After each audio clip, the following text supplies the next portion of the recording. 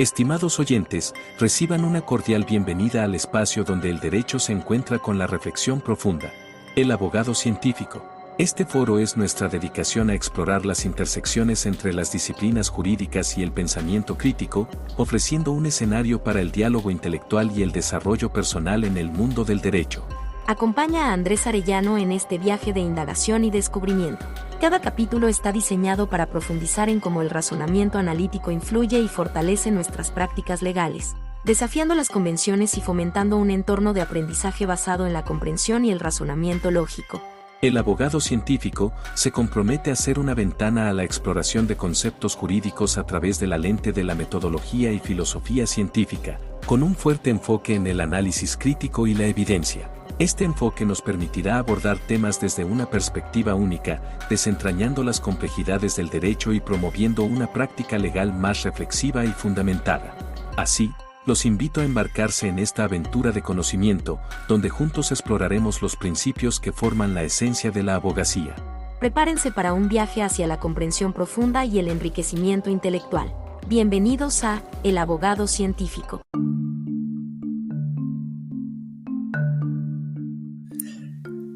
Bienvenido a este episodio, que es un episodio especial. Te voy a compartir parte de mi íntima visión de lo que es el bien jurídico.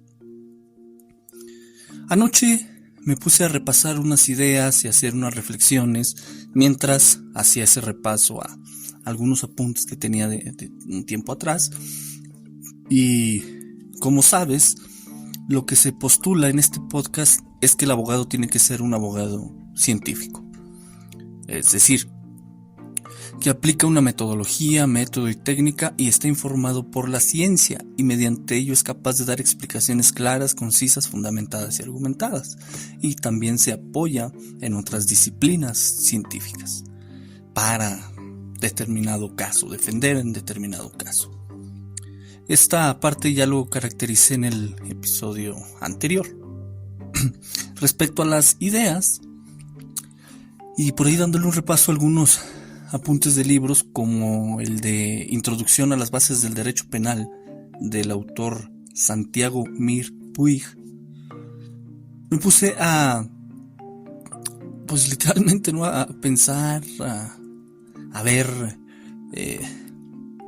cómo podía expresar un par de ideas en el episodio sobre algunos aspectos que fundamentan la disciplina penal. Soy de la idea de que el derecho penal puede ser científico, pero no por la vía dogmática. Esta nos puede dar un punto de partida, pero no la hace científica. Sino que la fundamentación la podemos encontrar en diversas ciencias. Hay quienes la encontraron en la política, como el caso de Roxin o Jacob. Sin embargo, si fundamentamos la disciplina penal en el conocimiento científico existente, no solo la volveríamos objetiva, sino que progresaría y se pondría al tanto y al corriente con las ciencias fácticas y formales que permitirían observar cómo aquella política criminal que promulga Roxin y Jacobs está o no adecuada y habría una interacción teórica bastante interesante dentro del propio derecho. Quizá se contraargumente que soy de la idea de que hay que reducir al derecho penal o poner al derecho penal como el hijo más chico de las ciencias formales y fácticas. No obstante, apreciarlo de esa manera es inexacto porque el control racional y de utilidad de las teorías, principios, conceptos científicos, etc., estará bajo el análisis intelectivo del jurista científico, el científico de la ciencia o disciplina de que se trate y el filósofo. Necesitamos filosofar al respecto. El filósofo y la reflexión, puede ser bien de carácter científica o no. Al igual el jurista. Vaya, lo importante es que es un trabajo multidisciplinario y un tanto arduo, pero no imposible, porque tendremos que tomar muchos postulados y irles dando contenido científico, etcétera, etcétera, pero sería muy interesante. Es necesario salir del dogma, Veamos que ya se tienen los postulados teóricos, los principios, reglas, conceptos y algunos métodos que constituyen la disciplina penal. No obstante, su contenido sigue siendo mayormente dogmático. Sin embargo, se tiene el problema de que se siguen postulando algunas ideas de hace 100 años, incluso aún más, que fueron desarrolladas en un contexto social diferente y con avances científicos diferentes. Por ello, la disciplina penal no se encuentra en una cabal modernidad, sino en una no modernidad. Es decir, el derecho penal actual no va acorde ni sigue el avance de las ciencias sociales, humanas, naturales y exactas. Basta que abres un par de libros y vas a ver que es la cita de la cita de la cita del autor que citó otro autor. Entonces, yo te invito a que como abogado tomes el problema, tomes los conceptos y tú los llenes, tú los analices por ti y crees algo interesante. Y trabajar de esta manera nos daría el avance que tanto buscamos. Bien. Por su parte, una de las reflexiones que te voy a compartir es acerca de cómo es que puede darse la fundamentación científica en la disciplina penal. Por ejemplo, la fundamentación científica del bien jurídico. El bien jurídico surge de un dogma, no cabe duda. También no cabe duda que la dogmática nos puede dar material para trabajar. Y el trabajo es de diferente motivo, es fuera del dogma. Así, el bien jurídico es la herencia de la idea del derecho subjetivo público de Immanuel Kant. Cuando surge esa idea, Anselm von Feuerbach lo tomó aproximadamente en 1801 para definir al delito. Posteriormente, en 1834, bajo esa definición de Feuerbach y la postura ética de la filosofía kantiana, Bierbaum constituyó la idea de bien, así, a secas, nada más bien. Entonces, el derecho subjetivo público luego se tornó en la idea de bien. Posteriormente, unos 40 años después, en 1872, Karl Binding creó propiamente la expresión de bien jurídico, creó este concepto, mejor dicho. Karl Binding, en 1872, creó el concepto de bien jurídico. Por lo tanto, al año 2023, este concepto de bien jurídico tiene 151 años. Lo conservamos y se utiliza, y lo utilizamos. Nótese, en torno a esto, nótese lo siguiente. El bien jurídico llegó a la disciplina penal por la vía de reflexiones filosóficas de carácter ético, cuya base eran las categorías kantianas. También que en 151 años las ciencias fácticas y formales han tenido un avance importante, llámese sociología, antropología, criminología científica, psicología, sí, de carácter científico, física, matemática, etcétera, etcétera. La función del bien jurídico es clara: limitar la actuación del Estado y proporcionar o incitar la actuación del Estado. Por un lado, propicia la actuación del Estado para que emita normas tal que protejan un determinado bien jurídico, como es el caso de aquellas normas cuyo contenido es el tipo penal y la punibilidad, siendo que el tipo penal tiene como principal subconjunto constituyente al bien jurídico. Por otro lado, la limitación de la actuación del Estado está en el hecho de que si no se protegerá un bien jurídico, entonces el Estado no tiene por qué establecer un tipo penal. Lo anterior es claro. Sin embargo, si penetramos más en el bien jurídico, entonces podemos precisar que nace en el campo del derecho penal como una ficción creada mediante reflexiones éticas. Esto es lo que me hace coincidir parcialmente con Jacobs, en tanto que se requiere tomar en consideración aspectos éticos para reflexionar acerca del derecho penal. En concreto, el concepto de bien jurídico y el fundamento ético que le subyace entablan una relación bicondicional. Derivada de esa relación es que necesariamente requerimos reflexionar junto a la ética y tomar de ella las bases o postulados que sean útiles junto al conocimiento científico existente. Entonces, con estas ideas y al respecto, la ética como reflexión filosófica de la moral, es decir, de los valores, las acciones humanas, los valores, lo bueno, lo malo, lo justo, lo injusto, etc., tiene muchas vertientes. Ahí está la ética trascendental, la ética utilitarista, la ética aristotélica, etcétera, etcétera.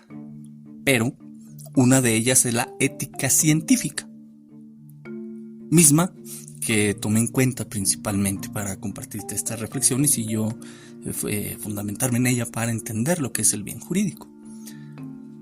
La ética científica no se refiere al comportamiento científico, es decir, a las acciones, actitudes, interés, valoraciones, buenas, malas, hechas dentro de un determinado campo del conocimiento y por un concreto sujeto llamado científico, sino que se dice ética científica a aquella que se fundamenta y adecúa sus reflexiones acorde al conocimiento científico existente y sus avances.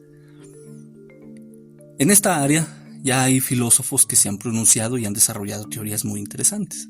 Tal es el caso de Gustavo Esteban Romero, quien es astrofísico argentino, Mario Bunge, muy conocidísimo también un físico, y Oscar Frederick Teicidio. Ellos, por ejemplo, tienen un desarrollo teórico interesante que es el que yo tomo de base. Siguiendo la línea de reflexión marcada por estos filósofos científicos, es que puede decirse que el bien jurídico tiene bases objetivas y subjetivas y está en íntima relación con los valores éticos dada aquella relación bicondicional expresada. Ahora bien, el fundamento objetivo del bien jurídico se encuentra en necesidades biopsicosociales. Si por necesidad entendemos que es un requerimiento real y circunstancial de un ser vivo que conlleva a un déficit o modificación en el estado del sistema biopsicosocial, entonces el individuo buscará satisfacer esas necesidades. Una teoría científica que da sustento a estas afirmaciones es, por ejemplo, la teoría de la motivación del psicólogo Abraham Maslow. Por lo demás, esa búsqueda de satisfacción lleva al individuo a la acción. Luego, esas acciones individuales con las que se buscan atender o se busca atender una concreta necesidad, según sea el caso, puede volverse colectiva en tanto sea un conjunto de individuos que busquen satisfacer esa misma necesidad. Ya sea en su aspecto individual o colectivo, cierto es que el legislador pone su atención tanto en las acciones del individuo o colectivo como en los objetos, rasgos, procesos o estados que se utilizan, crean o realizan para satisfacer la necesidad. Por consiguiente, mediante un proceso de investigación así como de abstracción de aquellos, logra establecer el concreto objeto jurídico que tiene que protegerse, dado que tiene un valor para la satisfacción de una necesidad. Acto seguido, se constituye el bien jurídico.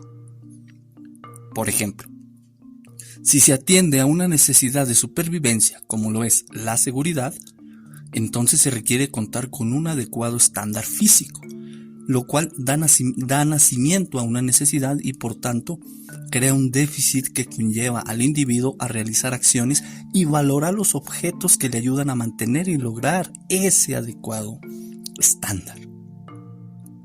Mientras tanto, el legislador establecerá, mediante un concreto proceso, el bien jurídico u objeto que se mire involucrado en la satisfacción de esa necesidad, como es el caso de la integridad física o corporal.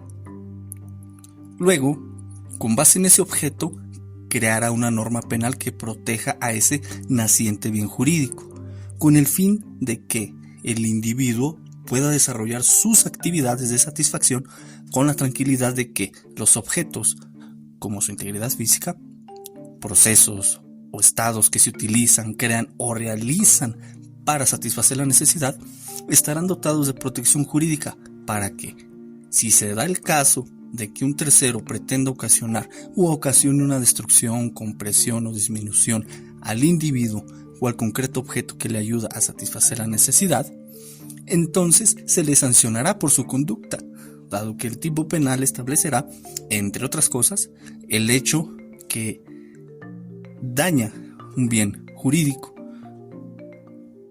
Así, por ejemplo, el tipo penal de lesiones, el cual protege la integridad física y que prohíbe causar un daño en el cuerpo de alguien o alterar la salud.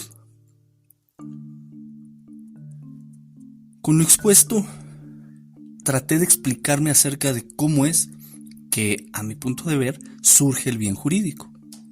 Sin embargo, aún queda una cuestión. ¿Qué significa bien jurídico?